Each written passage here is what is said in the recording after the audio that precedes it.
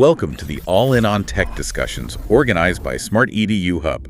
This is episode 10, titled Meta's Bold Vision, Personal Superintelligence for Everyone. Yeah, great to be back.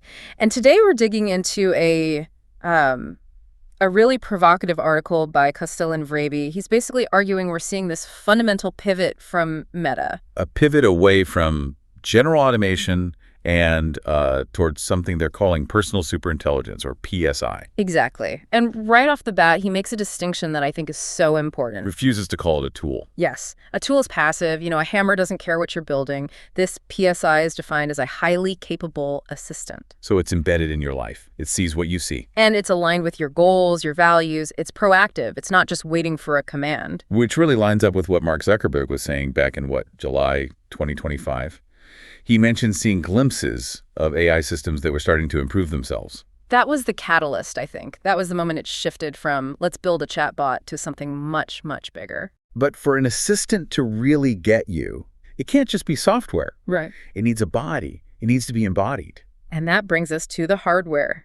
The new Ray-Ban display glasses that they announced just a few months ago. Okay, let's talk about these because I have to be the skeptic for a second. 600 by 600 pixels per eye. That isn't exactly high-fidelity VR. No, and it's not meant to be. That's the key. It isn't about immersing you in a new world. It's about overlaying intelligence onto the real one. So just enough to, say, highlight a street sign or show a quick translation. Precisely. It's what they call an eyes-up interface. But the tricky part has always been control. The gorilla arm problem. You can't just hold your arm up all day pointing at things. And that's where the neural wristband comes in. It uses SE and STRI. Right, surface electromyography. So it's not reading your movements, it's reading the nerve signals going to your hand. Pretty much. You just have to think about moving a finger, a tiny twitch, and that becomes a click or a scroll. It's seamless. Okay, so that's the nervous system. What about the muscle?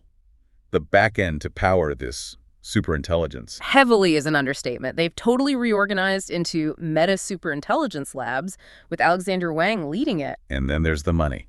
$14.3 billion to acquire 49% of Scale AI. That's them buying the data supply chain, making sure the assistant never runs out of fuel. And the actual physical power. The article mentioned something like 15 gigawatt hours of renewable energy. 15 GWH, yeah.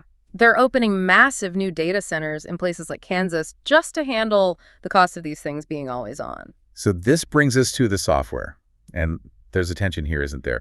Meta was always the big champion of open source with Llama. They were, but now Zuckerberg's saying they have to be careful about what we choose to open source. Because the game has changed. We're talking about self-rewarding language models now. Exactly. The AI is generating its own training data and then grading itself. It's creating this flywheel of constant improvement. You can't just give that away. Especially when the competition is getting so close. Just last year, in 2025, we saw Chinese models like DeepSeek v3.1 and Qwen 2.5 basically catch up on reasoning. That pressure is immense. The reasoning gap is so narrow, they can't risk giving away their core engine. So we have this powerful, closed-off assistant living in our glasses. Which brings us to the final thought from Costel and Vrabey's piece. A bit of a provocation. He asks, should this intelligence be purely private? And he proposes this idea of a civic PSI. Like a public option for superintelligence. Sort of.